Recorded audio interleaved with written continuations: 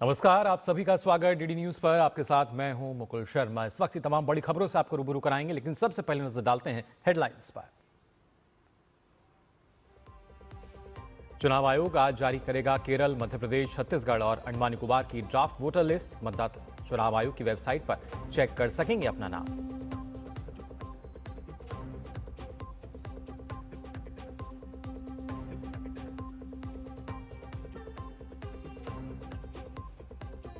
प्रधानमंत्री नरेंद्र मोदी के विशेष दूत बनकर कोलंबो पहुंचे विदेश मंत्री डॉक्टर एस जयशंकर श्रीलंका के राष्ट्रपति अनुरा सनायके से करेंगे मुलाकात।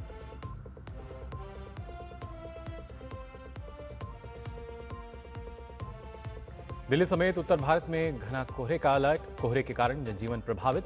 जम्मू कश्मीर, हिमाचल प्रदेश और उत्तराखंड में बर्फबारी जारी।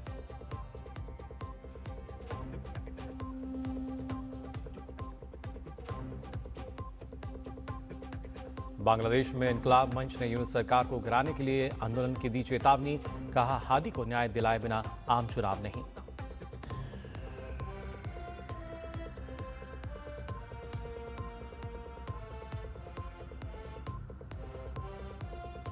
और महिला क्रिकेट में भारत और श्रीलंका के बीच दूसरा टी20 मैच विशाखापट्टनम में आज। 5 मैच की सीरीज में भारत 1-0 से आगे।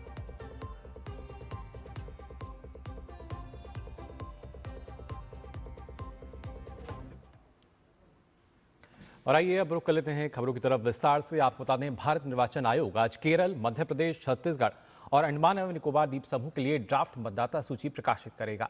इस प्रक्रिया के तहत मुख्य निर्वाचन अधिकारी, सीईओ और जिला निर्वाचन अधिकारी यानी डीओ सभी मान्यता प्राप्त राजनीतिक दलों के साथ ड्राफ्ट वोटर लिस्ट की हार्ड कॉपी साझा करेंगे।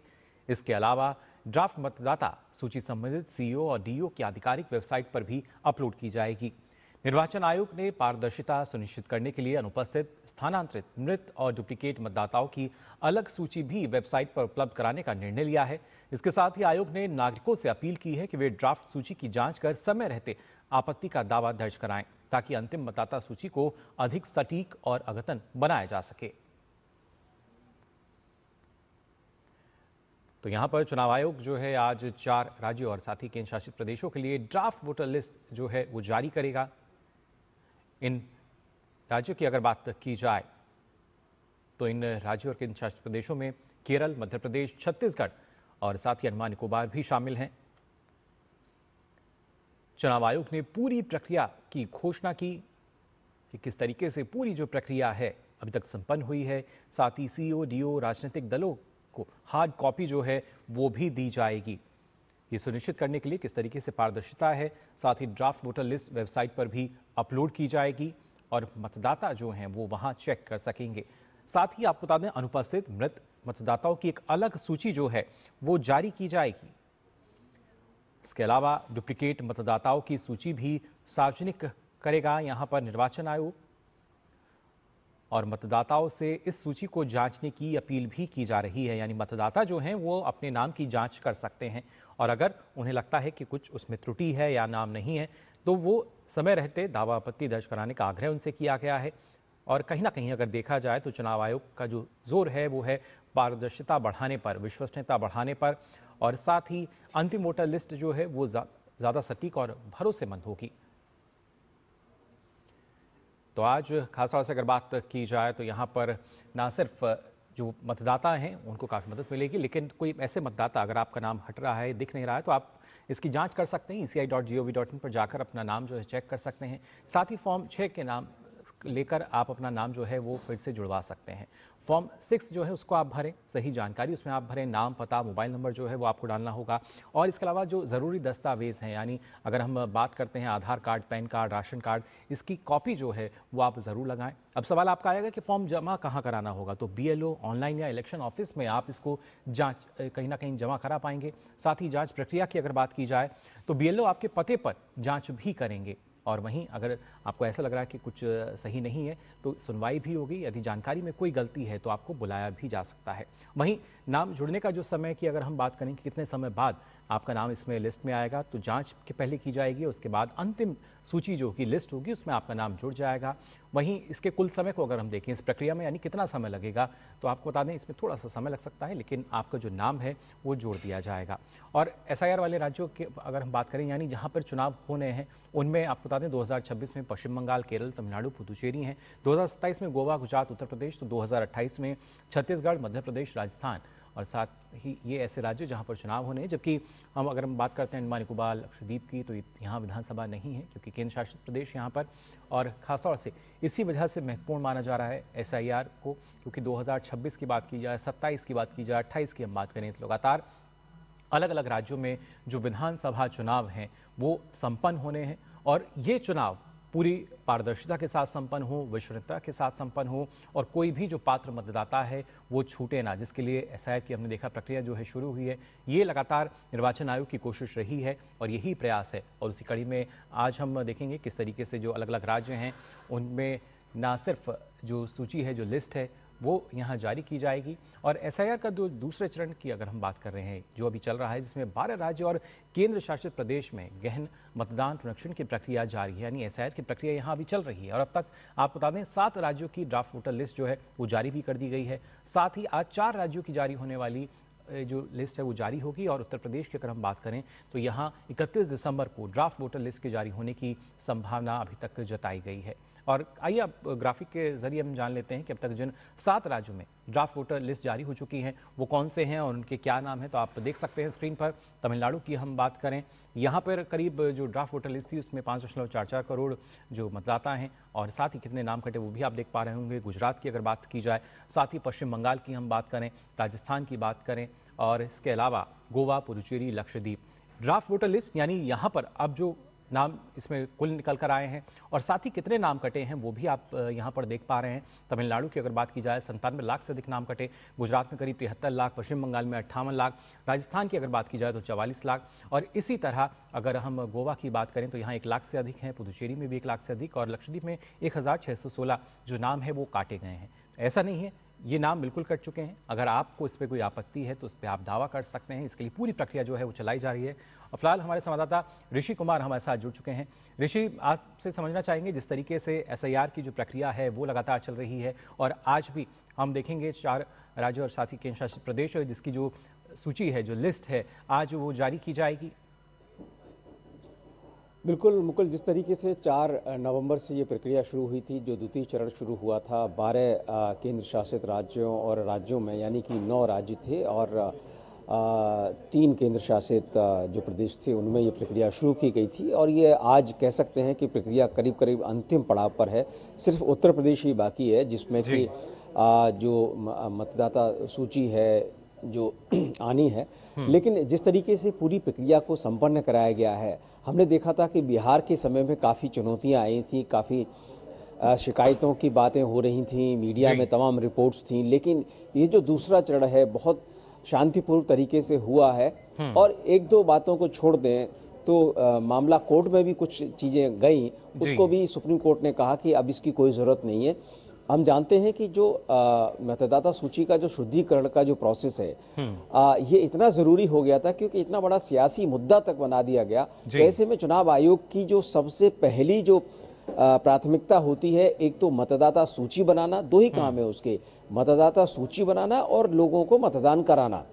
तो मतदान कराने की जो प्रक्रिया है उस पर तो फोकस ज़्यादा हो रहा था, लेकिन जो मतदाता सूची बनाने की प्रक्रिया है इसको लेकर जिस तरीके से बातें होने लगी, हालांकि चुनाव आयोग की अलग अलग जगहों पर, चाहे वो स्वीप रहा हो, चाहे वो अलग अलग कार्यक्रम रहे हो, जिसमें मतदाताओं को जोड़ने की एक ड्राइव, स्पेशल ड्राइव भी चली, जिसमें चुनाव आयोग ने सुनिश्चित किया था कि कोई भी मतदाता ना छूटे, क्योंकि मतदाताओं का सूची में होना बेहद जरूरी है। यही लोकतंत्र को मजबूत करने वाला पल होता है जब हर एक मतदाता जो एलिजिबल वोटर है वो वोट करता है।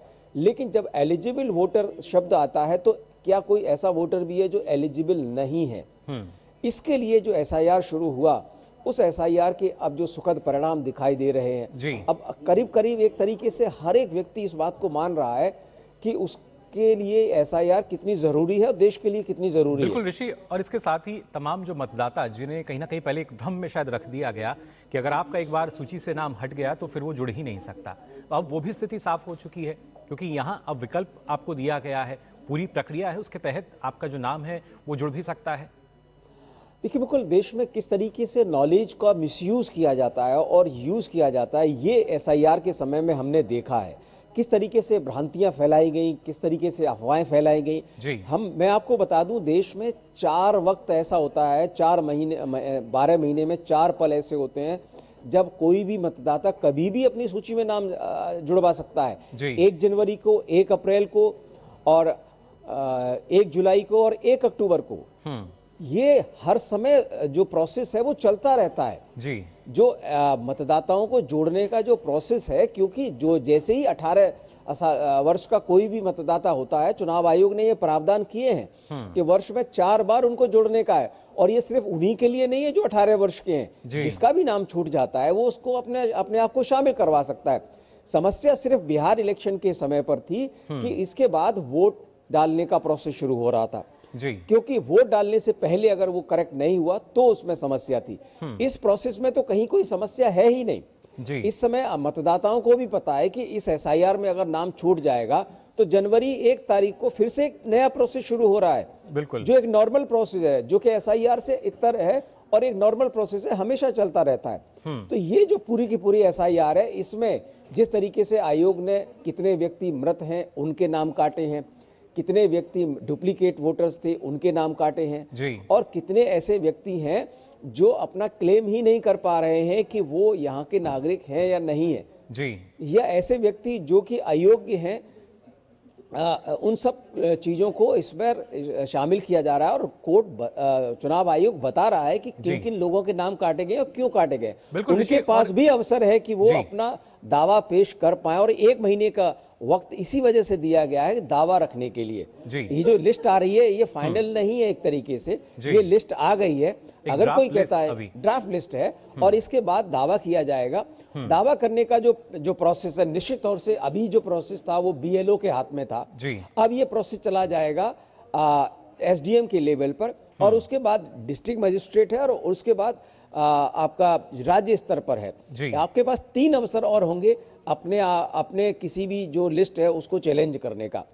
तो पूरे की पूरी जो प्राथमिकताएं हैं कि जो तय नियम है उसके अनुरूप देश में जो लोकतांत्रिक प्रक्रियाओं को मजबूत किया जाए। और एसआईआर निश्चित तौर से इस मायने में एक बड़ा मील का पत्थर साबित होगा अपने जो मतदाताओं को अवसर देने का कि वो मतदाता सूची में शामिल हो, और ऐसे डुप्लीकेट वोटर या फ्रॉड वोटर को हटाने का जो कि गैर जरूरी भी है। जी ऋषि, और खासतौर से अगले जो वर्ष है 2026 की बात करें, 27 की बात की जाए, 28 की, तो अलग अलग राज्यों में जो चुनाव हैं वो भी चुनाव आयोग को कराने हैं पूरी पारदर्शिता के साथ, और उससे पहले एसआईआर का होना बेहद ज़रूरी। लेकिन कुछ राजनीतिक दलों की अगर बात की जाए, जिस तरीके से वो अपनी राजनीतिक रोटियां यहाँ सेकते आए, क्या वजह सिर्फ यही है कि जो डुप्लीकेट मतदाता हैं, जो फर्जी वोटर्स हैं, वो उनके हाथ से अब कहीं चले ना जाए?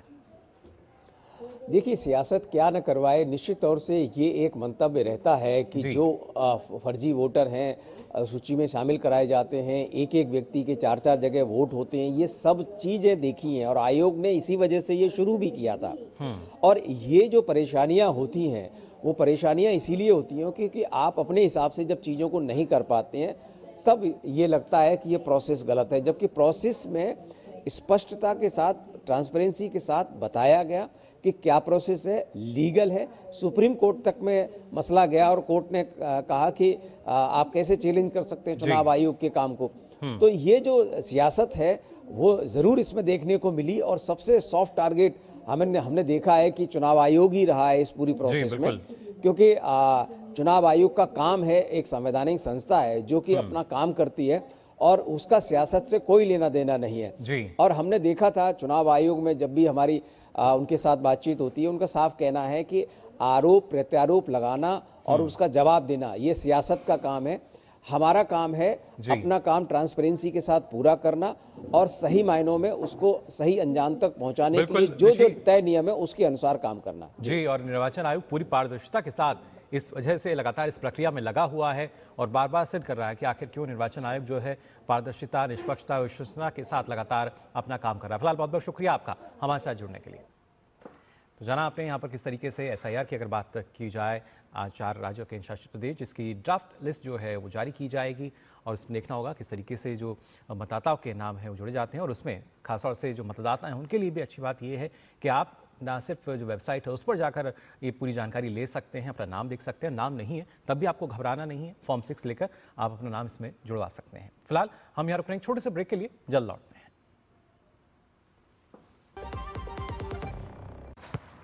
इसको तो फुटबॉल खेलना भी आ गया और इसे तो पियानो बजाने भी आ गया। चंद्रयान भी उतर गया चांद पर हमें अब तक टेस्टी राजमा बनाना नहीं आया। बिना MDH राजमा मसाला के टेस्टी राजमा कैसे बनेगा? स्वादिष्ट राजमा के लिए MDH राजमा मसाला। क्या स्वादिष्ट राजमा बनाए?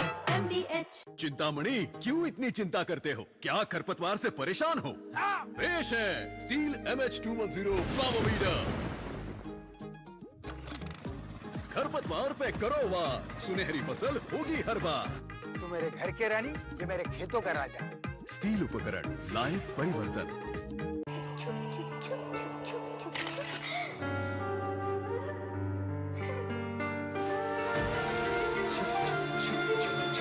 आ जाओ। Yes papa.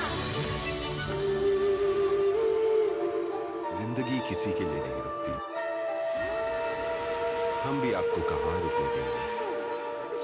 जिंदगी के हर मोड़ पर LIC है तो इंश्योर है। LIC, हर पल आपके साथ।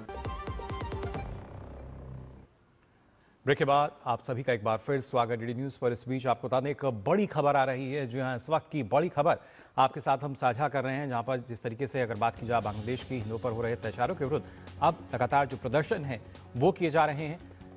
दिल्ली में बांग्लादेश हाई कमीशन के बाहर आपको बता दें लगातार प्रदर्शन किया जा रहा है।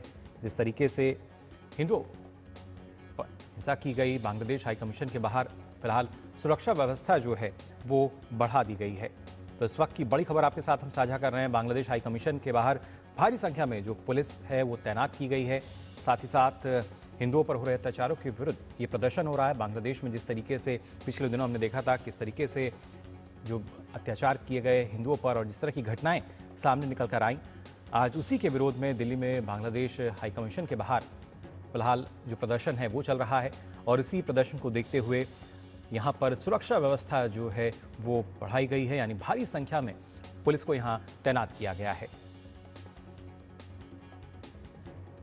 इस वक्त की बड़ी खबर आपके साथ हम साझा कर रहे हैं, जहां बांग्लादेश में हिंदुओं पर हो रहे अत्याचारों के विरुद्ध लगातार जो प्रदर्शन थे वो देखने को मिल रहे हैं। और खासतौर से दिल्ली की भी अगर बात की जाए तो यहाँ पर बांग्लादेश हाई कमीशन जो है उसके बाहर प्रदर्शन किया जा रहा है। हिंदुओं पर हुए अत्याचारों के विरोध में प्रदर्शन और उसी वजह से लगातार सुरक्षा व्यवस्था बढ़ा दी गई है। फिलहाल हमारे संवाददाता दीपक सिंह रावत हमारे साथ जुड़ चुके हैं। दीपक, जानना चाहेंगे आपसे, अगर बात की जाए बांग्लादेश हाई कमीशन की तो यहाँ सुरक्षा व्यवस्था बढ़ा दी गई है। आपके पीछे भी हम देख पा रहे हैं किस तरीके से लगातार जो प्रदर्शनकारी हैं वो पहुंचे और अपना विरोध जताया जा रहा है। जी बिल्कुल, लगातार बांग्लादेश में जिस तरीके से हिंदुओं की हत्या हो रही है, उनके साथ जिस तरह के अत्याचार किए जा रहे हैं, उसको लेकर गुस्सा है लोगों के मन में। और उसी गुस्से को लेकर कुछ लोग जो हैं वो यहाँ पर पहुँचे हैं। ये बांग्लादेश हाई कमीशन से 1-1.5 किलोमीटर पहले की ये जगह है। साउथ कैंपस मेट्रो स्टेशन है। हालांकि मेट्रो से निकलते ही तमाम जो प्रदर्शनकारी थे जिन्हें बांग्लादेश हाई कमीशन तक पहुँचना था, उन्हें पुलिस ने यहीं पर ही रोक दिया है। और यहाँ पर बैरिकेड करके ये कहा जा रहा है बार बार कि इससे आगे जाने की अनुमति किसी को नहीं दी जाएगी, क्योंकि तमाम प्रदर्शनकारी जो हैं वो हाई कमीशन के बाहर ही जाना चाहते हैं और शांतिपूर्वक प्रदर्शन जो है इनकी तरफ से किया जाना है, ऐसा विश्व हिंदू परिषद और जो बजरंग दल के जो कार्यकर्ता हैं जो यहाँ पर जुटे हैं उनका कहना है। लेकिन तस्वीरें मैं आपको दिखा रहा हूँ, देखिए साउथ कैंपस मेट्रो स्टेशन से ठीक बाहर की तस्वीरें हैं, जहाँ पर बैरिकेड कर दिया गया है। तमाम पुलिसकर्मी मौजूद हैं, तमाम संगठन के लोग जो अलग अलग हिंदू संगठन से जुड़े हुए हैं वो यहाँ पर पहुँचे हैं। गुस्सा लोगों के मन में है कि जिस तरीके की घटनाएं वहाँ पर हो रही हैं और हाल ही में एक युवक की जिस तरीके से पीट कर हत्या कर कर दी जाती है, उसको लेकर रोष है लोगों में और वही गुस्सा जो है वो अपना जाहिर करना चाहते थे लोग। बांग्लादेश हाई कमीशन के सामने एक मैसेज देने की कोशिश करना चाहते थे कि इस तरीके के अत्याचार अगर वहाँ पर हो रहे हैं तो वहाँ की सरकार को ये समझना होगा कि हिंदुओं के साथ इस तरह के अत्याचार क्यों हो रहे हैं, उनको रोकना चाहिए, उस पर काम करना चाहिए।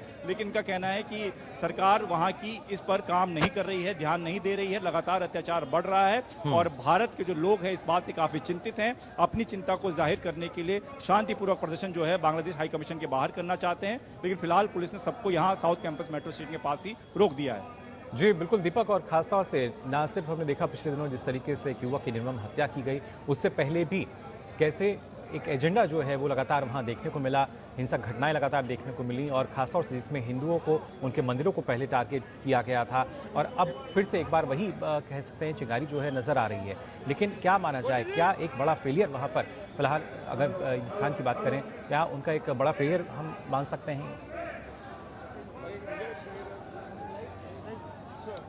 जी बिल्कुल फेलियर है ही, तभी इस तरह की घटनाएं वहां पर हो रही हैं। और जो ये घटना हुई है जिसमें एक युवक की पीट कर हत्या कर दी गई, इससे सिर्फ भारत में नहीं बल्कि अलग अलग देशों में भी इसकी आलोचना हो रही है। और ये वजह है कि अलग अलग देशों में से जब वहां बांग्लादेश में कुछ लोगों ने फंड रेज करने की कोशिश करी इस परिवार के लिए, क्योंकि बहुत गरीब परिवार से आते थे जिनकी हत्या हुई है जिस युवक की, उसके लिए फंड जुटाने के लिए भी सिर्फ हिंदुस्तान से नहीं बल्कि अलग अलग देशों से भी लोगों ने मदद पहुंचाई है। और यही वजह है कि गुस्सा भी लोगों के मन में है। बार बार आपको तस्वीर दिखाने की कोशिश करता हूं कि किस तरीके से लोग देखिए यहाँ पर पहुंचे हुए हैं, हाथों में तख्तियां लेकर पहुंचे हुए हैं और सीधे तौर पर यह कहा जा रहा है कि जो इस वक्त वहां पर हालात हैं वो बेहद खराब हालात हैं। लगातार हिंदुओं को टारगेट किया जा रहा है, उनके साथ अत्याचार किया जा रहा है, हत्याएं तक की जा रही हैं। और ऐसा अगर वहां पर हो रहा है तो वहां की सरकार क्या कर रही है, वहां की जो पुलिस व्यवस्था है वो क्या कर रही है। और यही वजह है कि सिर्फ हिंदुस्तान में नहीं, जिस तरीके से मैं लगातार कह रहा हूं कि दूसरे देशों से भी मदद पहुंच रही है, तो दूसरे देश में भी जो लोग हैं वो इस बात का लगातार विरोध कर रहे हैं। दिल्ली के अलावा भी बाकी राज्यों में भी इसी तरह के विरोध प्रदर्शन किए जा रहे हैं कि बांग्लादेश सरकार तक ये मैसेज पहुंच सके कि वहां जो रह रहे हिंदू हैं वो अकेले नहीं हैं, उनके समर्थन में पूरा भारत खड़ा है और अगर उनके साथ अत्याचार होता रहा तो ये फिर ये ठीक नहीं होगा, उनकी सरकार को जल्द से जल्दी समझना होगा। जी बिल्कुल, ना सिर्फ भारत बल्कि पूरा विश्व जो है वो खड़ा हुआ नज़र आता है जिस तरीके से घटनाएं बांग्लादेश में हो रही हैं। और खासतौर से संयुक्त राष्ट्र के महासचिव एंटोनियो गुटेरेस जो है उन्होंने भी कहा था कि ये मानवता के हित में नहीं, ये इस तरह की ये इंसानियत नहीं है, यहाँ पर बदलाव करने की आवश्यकता है। लेकिन एक कहीं ना कहीं देखा जाए तो फिलहाल एक तानाशाही सरकार जो है वो नज़र आ रही है।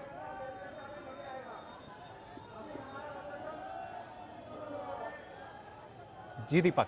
जी बिल्कुल, तानाशाही की बात तो है ही, क्योंकि इस तरीके की अगर चीज़ें वहाँ पर हो रही हैं तो उसका कहीं ना कहीं विरोध तो होगा ही। और यही वजह है कि यहाँ पर तमाम लोग यही कह रहे हैं कि वहाँ की सरकार क्या कर रही है, सबको दिख रहा है, सारी चीज़ें सामने हैं, आंख मूंद कर सरकार क्यों बैठी हुई है। तो ये तस्वीरें ये बयां करती हैं कि गुस्सा कितना ज़्यादा है। तस्वीरें आप देख रहे हैं, लगातार भीड़ जुटती जा रही है क्योंकि बहुत बड़ा कॉल किया गया था, एक बहुत ज़्यादा संख्या में लोगों को बांग्लादेश हाई कमीशन के बाहर पहुँचना था, वहाँ पर बैठना था। और यही वजह है कि मेट्रो स्टेशन पर सबको जमा होना था और यहीं पर ही कुछ लोग जमा हुए हैं, अभी भी लोग आ रहे हैं। तमाम हिंदू संगठन, सिर्फ विश्व हिंदू परिषद नहीं बल्कि बजरंग दल हो, हिंदू सेना के लोग हों, तमाम लोग यहाँ पर जुट रहे हैं। सभी को साथ यहाँ से मार्च कर वहाँ बांग्लादेश हाई कमीशन के बाहर जाना था, शांतिपूर्वक तरीके से वहाँ पर अपनी बात रखनी थी ताकि वहाँ की सरकार तक ये मैसेज पहुँच सके कि हिंदुओं के साथ जो अत्याचार बांग्लादेश में हो रहा है उसके खिलाफ पूरा भारत खड़ा है, भारत एक साथ खड़ा है और ये कह रहा है कि इस तरीके का अत्याचार अगर हो रहे हैं तो सरकार क्या कर रही है, सरकार अपना रोल क्यों नहीं निभा रही है,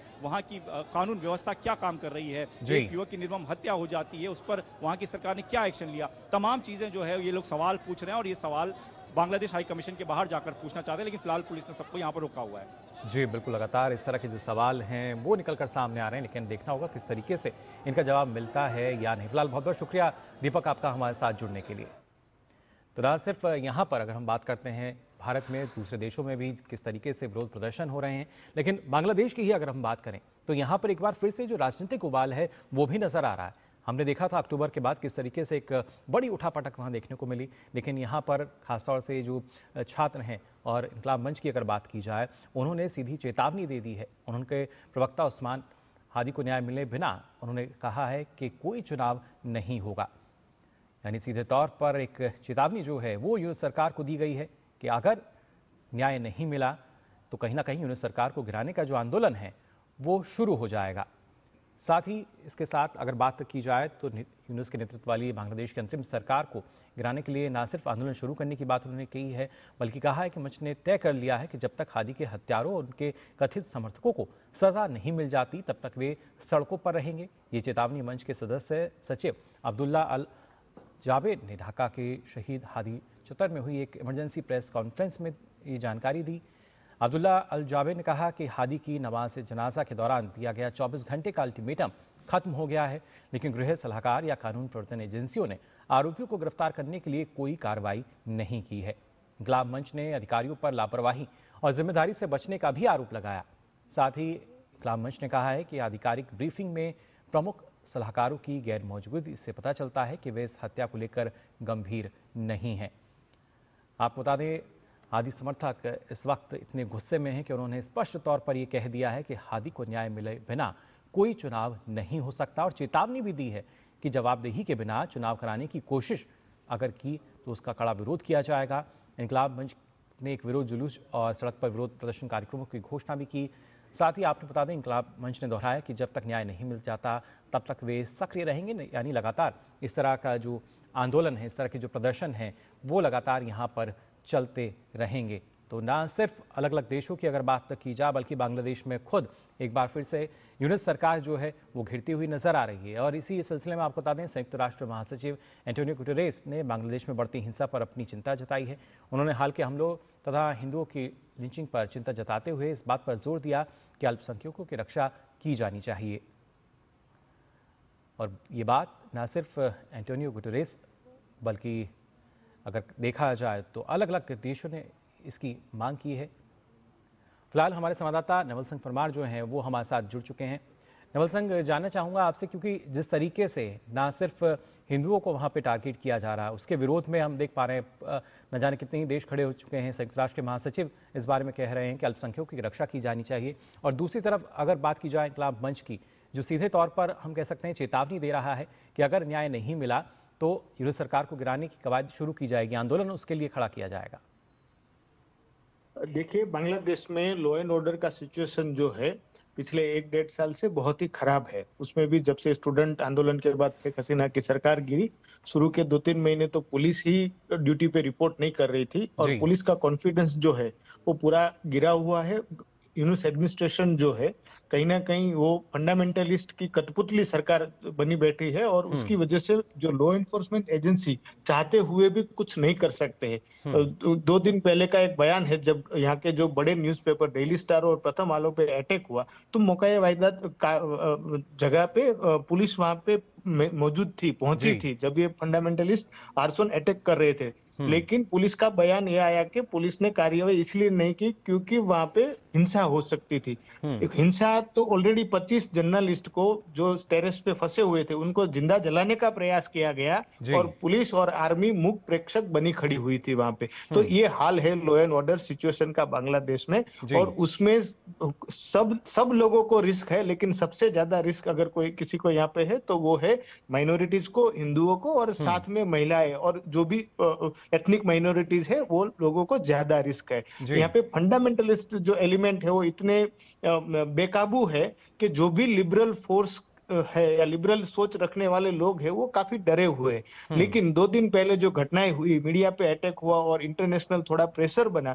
तो उसके बाद जो लिबरल फोर्सेस और सिविल सोसाइटी जो बांग्लादेश का जो छोटा मोटा अभी बहुत कम है यहाँ पे, वो लोग बाहर आया, उनका थोड़ी हिम्मत आई और उन्होंने ये गवर्नमेंट को क्वेश्चन करना, प्रश्न करना स्टार्ट किया कि आपका ये फेलियर है।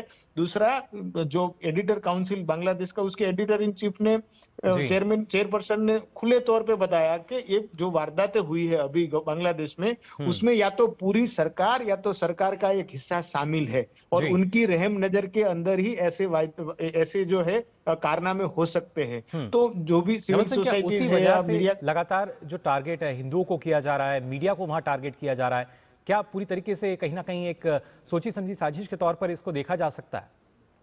बिल्कुल, जो यूनुस एडमिनिस्ट्रेशन है उसको जिसका समर्थन है, जो फंडामेंटलिस्ट पार्टी है और बीएनपी है, बीएनपी का यूनुस का एडमिनिस्ट्रेशन से उनका जो वांछित लाभ यह है कि उनको इलेक्शन करवाना है और जैसे इलेक्शन हो तो इलेक्शन के बाद उनकी सरकार बने, ऐसा बीएनपी सोच रहा है। लेकिन जो फंडामेंटलिस्ट फोर्स है, जमात इस्लामी और अदर इस्लामिक पार्टी, उनका ये मानना है कि हमारे समर्थन से यूनुस बैठे हुए हैं सत्ता पे, तो हम जो चाहेंगे वो होगा और उसको वो करने देने के लिए आप बाध्य है। तो यूनुस जो है कठपुतली शासन है, और उनके साथ जो उनके जो एडवाइजर है उसमें कुछ लोग अच्छे भी है, लेकिन ज्यादातर लोग जो है वो कहीं ना कहीं फंडामेंटलिस्ट जो पार्टियां है उनके एजेंडा को खुली तौर से आगे बढ़ाने के लिए एक तरीके से छूट दे रखी है। उसी का नतीजा है कि यहाँ पे लॉ एंड ऑर्डर का सिचुएशन खराब है, और ये फंडामेंटलिस्ट चाहते हैं कि बांग्लादेश में जो भी लिबरल फोर्सेस है उनको डराया धमकाया जाए, और उसके लिए वायलेंस वगैरह हो रहा है। मीडिया के ऊपर जो अटैक हो रहा है वो भी एक उसका हिस्सा है, ताकि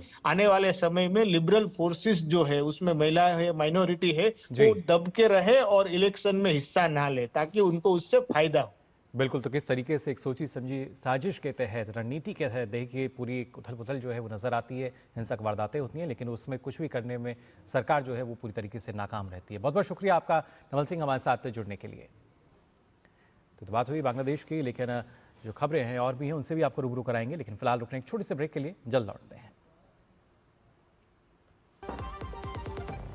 चिंतामणि, क्यों इतनी चिंता करते हो? क्या खरपतवार से परेशान हो? पेश है स्टील MH210 पावरवीडर।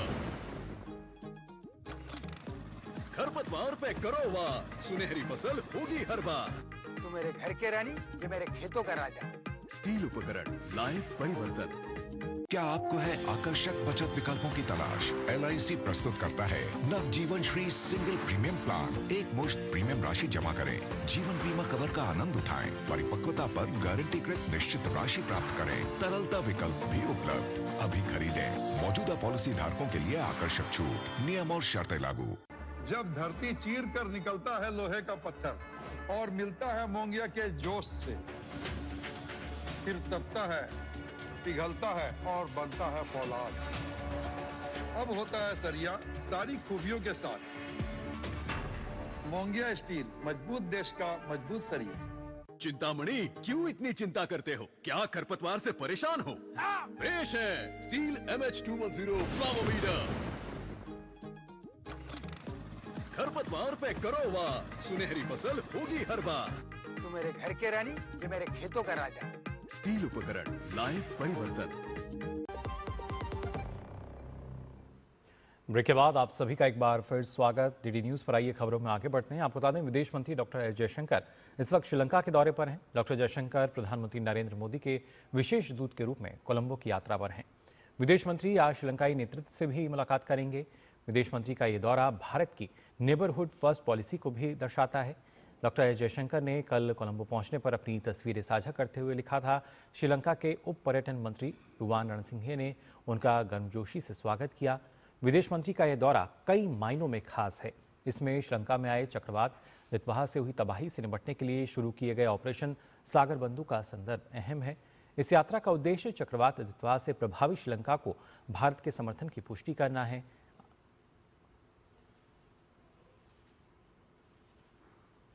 आपको बता दें, विदेश मंत्री ने चक्रवात दितवाह के दौरान भारत की मदद और उसके बाद भी श्रीलंका को दिए जाने वाले समर्थन से संबंधित एक वीडियो भी साझा किया।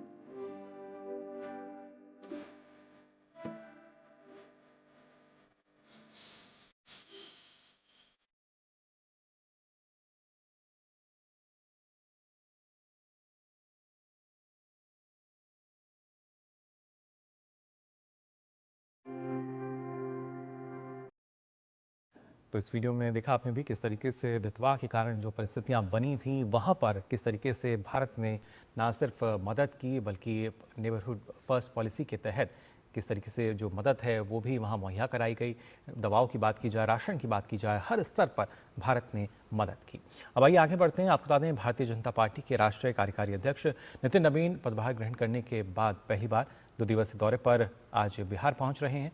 नितिन नवीन आज शाम को प्रदेश कार्यालय स्थित अटल सभागार में भाजपा सांसदों, विधायकों, विधान पार्षदों और प्रदेश भाजपा पदाधिकारियों के साथ एक महत्वपूर्ण बैठक करेंगे।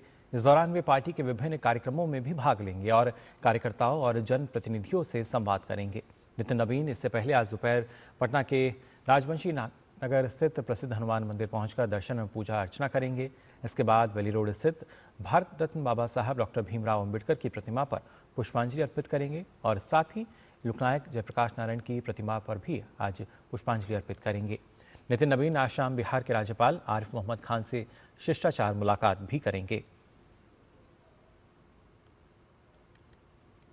और नितिन नवीन के दौरे पर बीजेपी बिहार अध्यक्ष संजय सरकी ने कहा है कि कार्यकर्ता उनके इस दौरे को लेकर काफी उत्साहित हैं। हमारे कार्यकारी अध्यक्ष इस पाटलिपुत्रा के धरती पर आ रहे हैं। बड़ा ऐतिहासिक स्वागत, स्वस्फूर्त स्वागत। पूरे बिहार के कार्यकर्ता, नौजवान स्वयं के प्रेरणा से आज पटना आ रहे हैं। आज भव्य हम अपने नेता का स्वागत करने वाले हैं। सैकड़ों के, हजारों की संख्या में होर्डिंग लगा है, तोरण द्वार लगा है, जगह जगह स्व की प्रेरणा से लोग स्टेज मंच बनाए हैं। आज बड़ा ऐतिहासिक स्वागत आज हम अपने राष्ट्रीय कार्यकारी अध्यक्ष जी का कर रहे हैं। हावेरी कर्नाटक से लोकसभा सांसद बसवराज बोम्मई ने राहुल गांधी के जर्मनी में भारत के संविधान के विरोध में दिए गए बयान पर पलटवार किया है। बोम्मई के अनुसार भारत की संस्थाओं, भारतीय लोकतंत्र की आलोचना करना और उन्हें बदनाम करना राहुल गांधी की आदत बन गई है। It has become a habit for Rahul Gandhi to criticize and degrade the institutions in India and democracy in India. Indian democracy is the largest democracy and it has been very successful, and he is going preaching where there is no democracy. He is talking about democracy and institutions of democracy.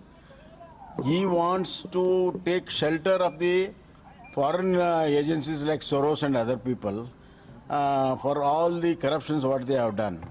So to take shelter, these people are campaigning. Their words doesn't carry any weight in the nation. तो विदेशी एजेंसियों की शरण में है राहुल, ये कहना सीधे तौर पर सांसद का। अब आइए आगे बढ़ते हैं और बात करते हैं किसान दिवस की। जी हाँ, पूर्व प्रधानमंत्री भारत रत्न चौधरी चरण सिंह की जयंती को आज देश किसान दिवस के रूप में मना रहा है। चौधरी चरण सिंह का जन्म 23 दिसंबर 1902 को उत्तर प्रदेश के हापुड़ जिले में हुआ था। चौधरी साहब का पूरा जीवन किसानों की आवाज़ और उनके उद्धार के लिए समर्पित रहा। किसानों के मसीहा के रूप में पहचान रखने वाले पूर्व प्रधानमंत्री भारत रत्न चौधरी चरण सिंह की जयंती को आज देश किसान दिवस के रूप में मना रहा है। वे किसानों के अधिकारों और ग्रामीण विकास के प्रबल समर्थक थे और उन्हें किसानों का चैंपियन कहा जाता है। चौधरी साहब ने अपना संपूर्ण जीवन भारतीयता और ग्रामीण परिवेश की मर्यादा में जिया। 2024 में मोदी सरकार ने उन्हें भारत रत्न से सम्मानित किया। उन्होंने हमेशा छोटे और मध्यम किसानों की आवाज उठाई और खेती को देश की अर्थव्यवस्था की रीढ़ बताया।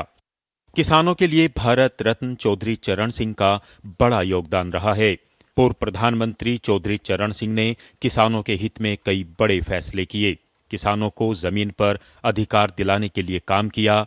उन्होंने जमींदारी प्रथा के खिलाफ सख्त कदम उठाए। ग्रामीण भारत और किसान कल्याण को उन्होंने प्राथमिकता दी। उन्होंने कृषि आधारित विकास मॉडल पर जोर दिया। उनकी नीतियों का उद्देश्य था किसान आत्मनिर्भर बने और कर्ज के बोझ से बचे। भारत रत्न चौधरी चरण सिंह का जीवन सादगी, ईमानदारी और किसान सेवा का प्रतीक रहा। आज जब देश आधुनिक खेती, तकनीक और डिजिटल कृषि की ओर बढ़ रहा है, चौधरी चरण सिंह के विचार आज भी उतने ही प्रासंगिक है। किसान की आय बढ़ाना, उसे सही दाम दिलाना और खेती को लाभ का साधन बनाना, यही उनके सपनों का भारत था। किसान दिवस सिर्फ एक दिन नहीं बल्कि किसान के सम्मान और अधिकार की याद दिलाने का बड़ा अवसर है। पूर्व प्रधानमंत्री भारत रत्न चौधरी चरण सिंह ने कृषि और किसानों के लिए जो सपना देखा था, उसे पूरा करने के लिए मोदी सरकार ने कई कल्याणकारी योजनाओं को जमीन पर लागू किया है, जिससे किसान आज न सिर्फ आत्मनिर्भर बन रहा है, बल्कि विकसित भारत के सपने को साकार करने में अपनी बड़ी भूमिका निभा रहा है। अनुज यादव, डीडी न्यूज, दिल्ली। तो राष्ट्रीय किसान दिवस पर देश भर के किसानों ने किसानों के मसीहा भारत रत्न चौधरी चरण सिंह को याद किया।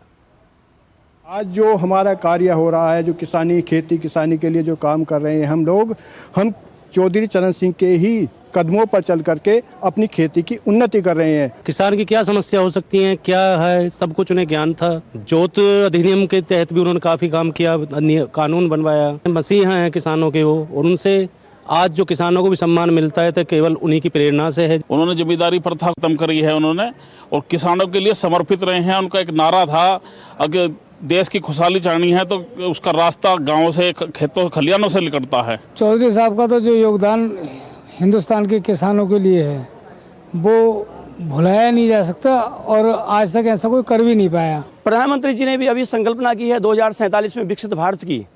तो विकसित भारत का जो संकल्प है, मोदी जी ने जो सपना देखा है, वो भी तभी पूरा होगा जब किसान मजबूत होगा, और किसान मजबूत तब होगा जब किसान उत्पादन से ऊपर उठ के उद्यमिता की तरफ को बढ़ेगा। प्रधानमंत्री रहे हमारे देश के, और किसानों के लिए उन्होंने बहुत ज़्यादा योगदान दिया है। हम लोग भी इसीलिए नेशनल फार्मिंग से जुड़ के अभी काम कर रहे हैं। हम सब महिला को जिस तरह से हमारे आदरणीय प्रधानमंत्री जी चाहते हैं कि हमारी महिला सशक्त बने, तो उसको लेकर के उनको भी अच्छी प्रेरणा इससे लेनी चाहिए। चौधरी चरण सिंह ने किसानों को बहुत बड़ी पहचान दिलाई। कंसोलिडेशन चकबंदी कानून लेकर के आए, उससे किसानों के खेत जो बिखरे हुए थे उनको एक जगह एकत्रित किया, और भारत सरकार में रहते हुए किसानों के लिए बहुत सारी हितकारी योजनाएं शुरू कराई, क्योंकि खुद भी वो एक किसान परिवार से आते थे, तो किसान की वो बेसिक समस्या और वो नीड समझते थे। पूर्व प्रधानमंत्री और किसान नेता चौधरी चरण सिंह की जयंती के अवसर पर प्रधानमंत्री नरेंद्र मोदी ने श्रद्धांजलि देते हुए एक्स पर लिखा कि पूर्व प्रधानमंत्री भारत रत्न चौधरी चरण सिंह जी को उनकी जयंती पर आदरपूर्व श्रद्धांजलि। उन्होंने समाज के वंचित वर्गों के कल्याण के साथ साथ कृषि की प्रगति और किसानों की समृद्धि के लिए अपना जीवन समर्पित कर दिया। राष्ट्र निर्माण में उनके योगदान को कृतज्ञ राष्ट्र कभी भुला नहीं सकता।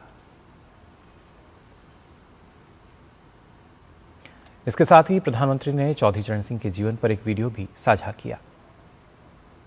चौधरी साहब ने छोटे किसानों के लिए जो किया वो पूरा देश कभी नहीं भूल सकता। आज चौधरी साहब से प्रेरणा लेकर हम देश के किसानों को निरंतर सशक्त कर रहे हैं। हम देश की खेती को एक नए रास्ते पर ले जाने के लिए किसानों को मदद दे रहे हैं, प्रोत्साहन दे रहे हैं। प्राकृतिक खेती और मिलेट पर फोकस के पीछे भी यही देश। चौधरी साहब ने अपना जीवन किसानों की समृद्धि के लिए समर्पित किया। हमारी सरकार भी किसानों के कल्याण को सर्वोच्च प्राथमिकता देते हुए काम कर रही है। उत्तर प्रदेश की धरती के बेटे चौधरी साहब का सम्मान करना देश के करोड़ों मजदूर, देश के करोड़ों किसानों का सम्मान है।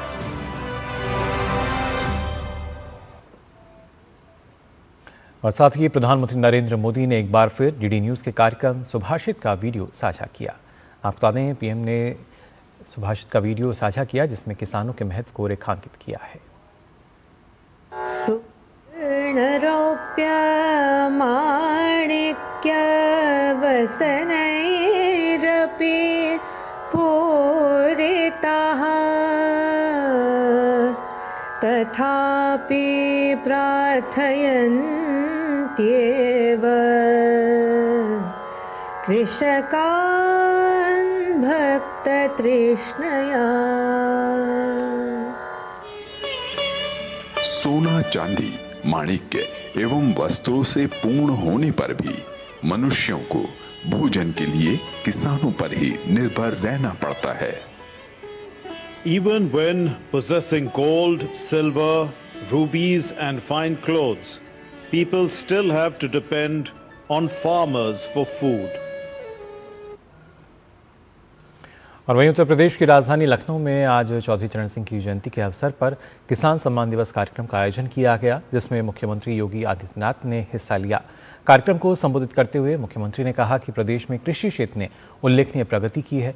इसके साथ ही उन्होंने बताया कि सरकार की नीतियों और योजनाओं के चलते खेती की लागत में कमी आई है, जबकि उत्पादन में निरंतर वृद्धि हुई है।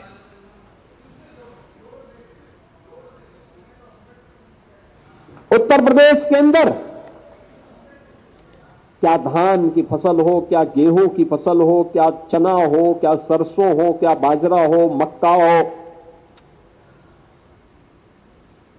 कई गुना उत्पादन बढ़ा है, कई गुना उत्पादन बढ़ा है। लागत कम हुई है, उत्पादन ज्यादा बढ़ा है और यही मुनाफे का आधार है, यही किसान की समृद्धि का आधार है। चौधरी साहब के बारे में एक बात विख्यात थी और देश के हित में, गांव के हित में और किसान के हित में जो भी बात होती थी बिना हिचक के उसको बोलते थे। उन्होंने कहा था जब तक किसान गरीब रहेगा भारत अमीर नहीं हो सकता। उत्तर प्रदेश में कड़ाके की ठंड और घने कोहरे के बीच मुख्यमंत्री योगी आदित्यनाथ ने शीतलहर से बचाव को लेकर सरकार की तैयारियों की जानकारी दी। मुख्यमंत्री ने कहा कि उत्तर भारत में जारी शीतलहर को देखते हुए राज्य सरकार पूरी संवेदनशीलता और तत्परता के साथ काम कर रही है। उन्होंने अधिकारियों को मानवीय और अति संवेदनशील दृष्टिकोण अपनाने के निर्देश दिए। सीएम ने बताया कि रैन बसेरों और गौशालाओं में ठंड से बचाने के लिए अलाव, हीटर, कंबल की व्यवस्था की गई है। मुख्यमंत्री ने आम नागरिकों से भी इस मानवीय प्रयास में सहभागी बनने की अपील की। और आइए नजर डालते हैं अंतर्राष्ट्रीय खबरों पर भी। आपको बता दें, अमेरिका के राष्ट्रपति डोनाल्ड ट्रंप ने अमेरिकी नौसेना के लिए एक नए और बड़े युद्धपोत के निर्माण की महत्वाकांक्षी योजना बैटलशिप का ऐलान किया है। ये योजना उनके उस विचार का हिस्सा है जिसके तहत वह एक गोल्डन फ्लीट बनाना चाहते हैं। वहीं यूक्रेन के राष्ट्रपति व्लादिमीर ज़ेलेंस्की ने कहा है कि उनके देश और रूस के बीच शांति समझौते के आरंभिक अमेरिकी मसौदे में उनकी कई मांगें पूरी करने के प्रस्ताव हैं। बाजार में निष्पक्ष प्रतिस्पर्धा को बढ़ावा देने और एकाधिकार रोकने वाली इटली के एंटीट्रस्ट प्राधिकरण ने अमेरिकी बहुराष्ट्रीय प्रौद्योगिकी कंपनी एप्पल पर 98.6 मिलियन यूरो का जुर्माना लगाया है। साउथ अफ्रीका की बात करें तो यहाँ इस महीने के आरंभ में बिना लाइसेंस के चलाए जा रहे एक पब में हुई सामूहिक गोलीबारी के सिलसिले में 32 वर्षीय एक संदिग्ध को गिरफ्तार किया गया है। गोलीबारी में 3 बच्चों समेत 12 लोगों की जान गई थी। और खबर खेल जगत से, भारत और श्रीलंका की महिला क्रिकेट टीमों के बीच आज सीरीज का दूसरा T20 मैच विशाखापट्टनम में खेला जाएगा। भारतीय टीम ने पहला मैच 8 विकेट से जीता था और वो 5 मैच की सीरीज में 1-0 से आगे है। ये श्रीलंका के खिलाफ भारत के पिछले 10 T20 मैच में 8वीं जीत रही। भारतीय टीम ने पहले मैच में 5 कैच ड्रॉप किए थे। ऐसे में उनकी कोशिश होगी कि आज वे फील्डिंग में सुधार करें। भारत ने पोलैंड एरियल स्पोर्ट्स विश्व चैंपियनशिप में ऐतिहासिक पदार्पण करते हुए पुरुषों के एरियल स्पर्धा में स्वर्ण पदक जीता। मुंबई के एथलीट वीर गहरोत्रा ने जूनियर बी एमेच्योर पुरुष वर्ग में शीर्ष स्थान हासिल किया और तकनीकी रूप से चुनौतीपूर्ण प्रतिस्पर्धा में अपने दमदार प्रदर्शन से स्वर्ण पदक पर कब्जा जमाया। वीर गहरोत्रा ने एरियल स्पोर्ट्स परंपरा वाले देशों के एथलीटों के खिलाफ प्रतिस्पर्धा करते हुए भारत को विश्व चैंपियनशिप में पहली बार पोडियम स्थान दिलाया। तो फिलहाल के लिए इस बुलेटिन में बस इतना ही, लेकिन देश और दुनिया की तमाम खबरों के लिए आप देखते रहिए DD न्यूज़। मुझे दीजिए अनुमति। नमस्कार।